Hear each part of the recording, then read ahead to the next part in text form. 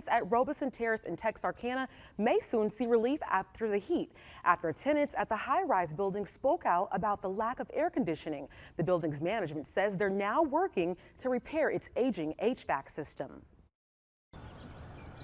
Last week, we gave you the first alert about problems at the Robison Terrace apartments in Texarkana, Texas.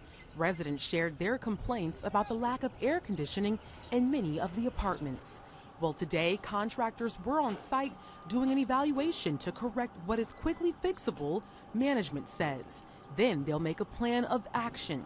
Antonio Williams is the CEO of Village Communities, the company that manages Robison Terrace. Williams says they were aware of the problems here.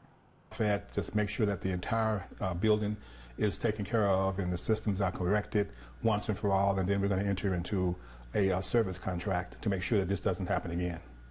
Williams says the age of the HVAC system is a major contributor to the problems.